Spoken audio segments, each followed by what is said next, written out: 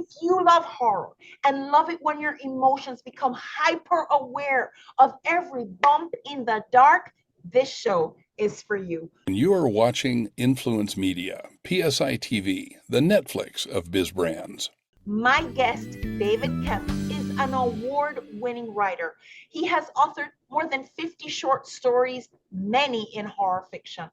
His accolades include first place in Millerville's University Lemuria magazine competition, and Kemp's work has been featured in the Dracula and Masters of Horror UK.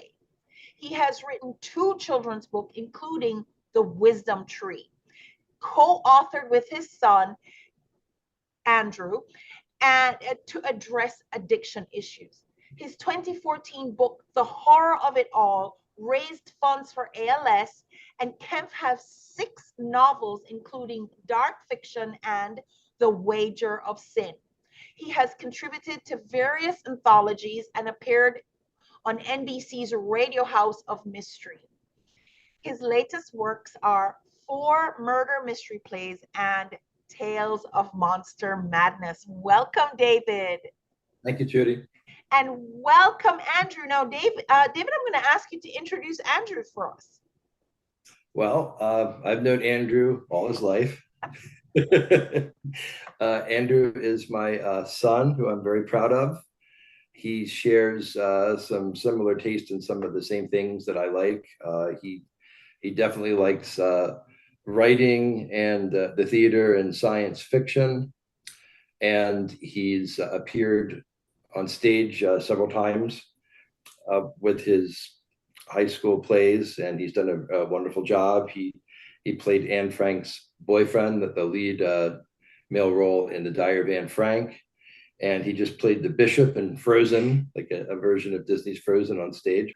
He co-authored The Wisdom Tree with me, which was a children's book about addiction to kind of help young people understand recovery. And there's a blurb there from my late friend Peter, who was a minister, and he was a therapist of mine, who actually gave that book out to quite a few people because he volunteered in rehabs and prisons and things like that. So we were very proud of that. We thought that book turned out really well. Wow, amazing, Andrew. Congratulations. So you're both entertainers beyond the page turning writing. So I understand, young Andrew, that you're also a magician. That's so cool. Is there any chance, David and Andrew, that we might see a trick or two? There's a good chance. Let's just see how this works on screen. We usually do magic at a place close to where I live in Dublin, Pennsylvania, at the Dublin Firemen's Ball, which raises money for firefighters. It's a carnival that they have every summer. Most of those summer festivals we've done, to help raise money for firefighters, and we've done magic there at the carnival, and that was a lot of fun. But we're going to try it on your show now, Trudy. So Andrew, why don't you start off here? Share what you got there. Can you see that, Trudy? Looks like some cards. It's a card in a bag. You see it? Yeah. Say abracadabra. Abracadabra. What? Where did they go? It's right here, Trudy. Oh my gosh. That's teleportation or something. And then for the next trick, I'll just do one more.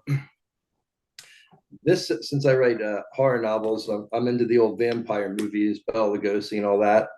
And a friend of mine named Michael Baker, who hosts a horror show and does some magic tricks with it. He actually has reproduced some of these great old magic tricks from days gone by. And this is a vampire escape. You see, like right here, you see this coffin here, and there's a stake that goes through it. And there is a solid wooden block here with the stake going through Nosferatu, the vampire's head there. And I'm going to show you why they call it the vampire escape.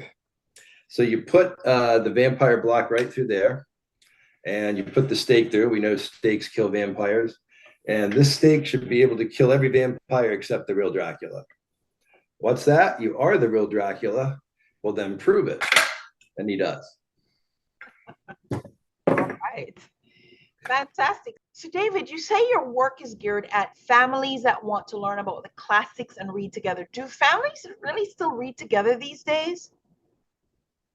I don't think they do so much anymore, but I'm trying to encourage that. I'm thinking that a lot of people grew up reading these classics. They know who Dracula and the Wizard of Oz and Rip Van Winkle and obviously Ebenezer Scrooge.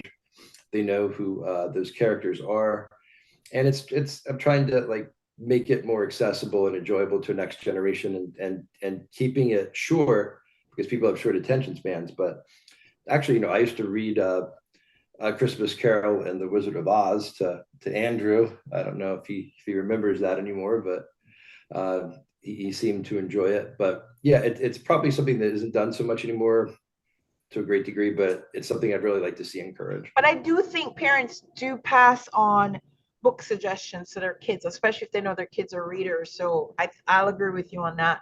So, David, you've published several books, and many of them fall into the horror genre, including the book of today's focus, The Tale of Monster Madness. And we do want the audience to read the book. So, what can someone expect if they get a copy of Tales of Monster Madness? You know what, Andrew, why don't you answer that question? What can we expect from that book, dude? Well, there's a lot you can expect from it since it obviously has a wide range of characters. So you can expect anything from a story about Dracula to a story about the Invisible Man. And it's just several classics reimagined into this new and engaging story form. Love it. And one of the things I do want to share, because I have read the book, there are lots of short stories in there. So you can, go through the content page and say, I want to read this. And you won't be missing out on, because the stories are independent stories.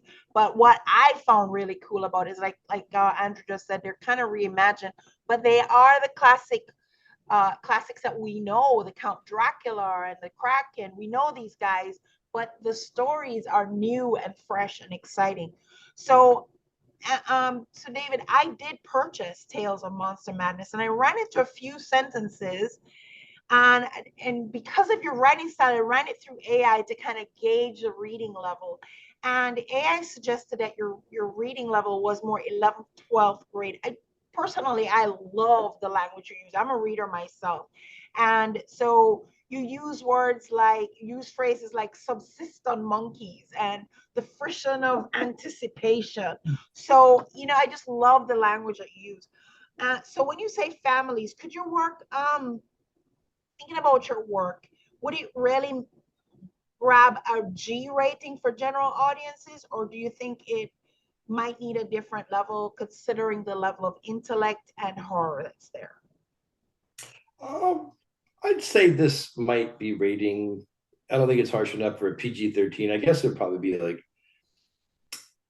PG because some of the stuff may be in the Jekyll and Hyde thing. But like I said, I was going for much more of a family thing with this, family friendly, and also just to reintroduce people to the classics, maybe even encourage people to write their own, because these are public domain characters, and a lot of my stuff takes on a much darker tone that I've written than this. So I'm writing this stuff to make it more accessible to a more general audience. Andrew, darling, how old are you?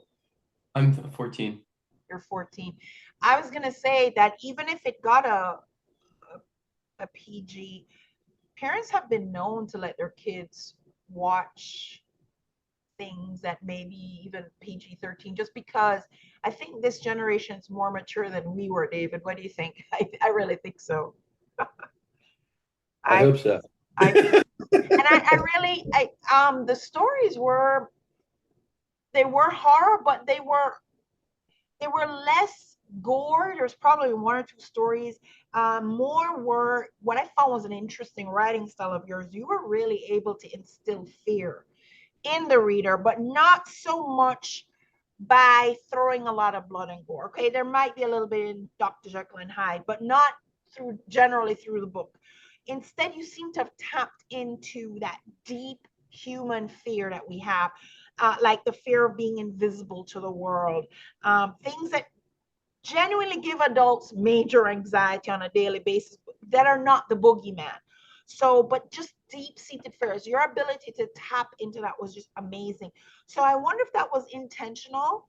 And I wonder, was that intentional? Well, I think writers are always tapping into like universal fears that every human has, and there's different degrees, but I think people like are generally afraid of the same things, like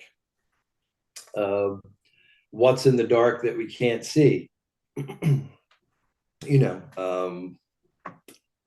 just not knowing what's going to happen day after day. I think just that something terrible might take us by surprise. But I think just fear of the unknown and universal fears. I think everybody, to a certain degree anyway, everybody's basically afraid of the same stuff, I think.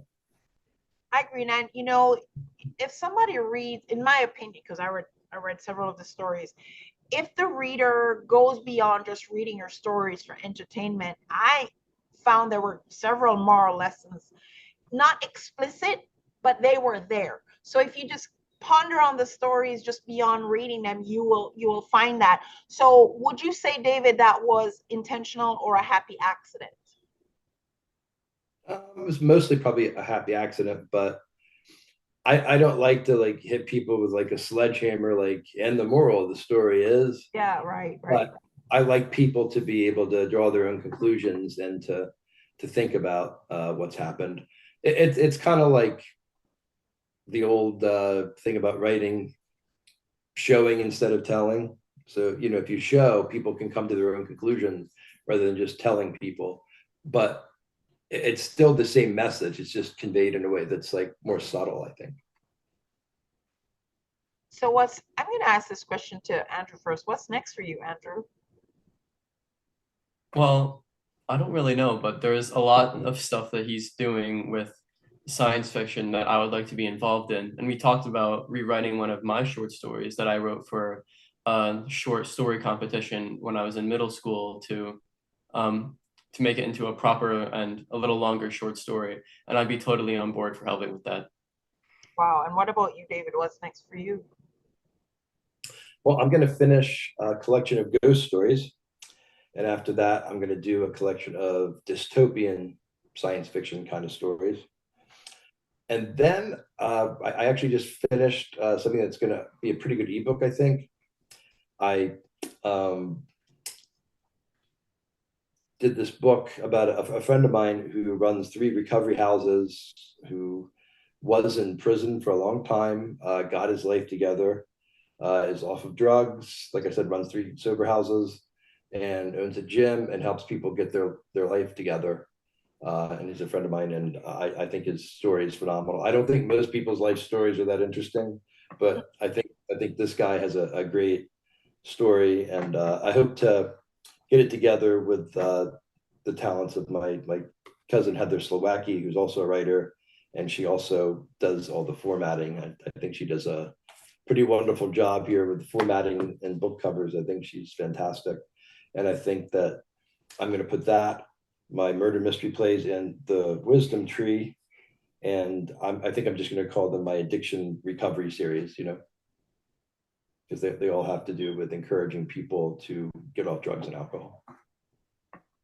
So the addiction recovery series, I really think might even be something that should be in the AA, curriculum reading and stuff like that. Yeah, if you've tried getting it there, but I would definitely encourage that, trying to get it as reading material for families who are suffering from that. So I would market the book not just as entertainment reading, but maybe even talk to therapists about looking at including your book in their library. Lots of therapists have libraries, and for recommendation to families who are having recovery from addiction. So I would encourage you on that, David. David, is there anything else you'd like to share?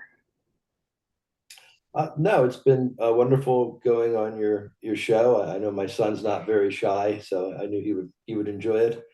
And I just hope people will, buy Tales of Monster Madness. I think they'd have a lot of fun reading Well, there is also Halloween, it.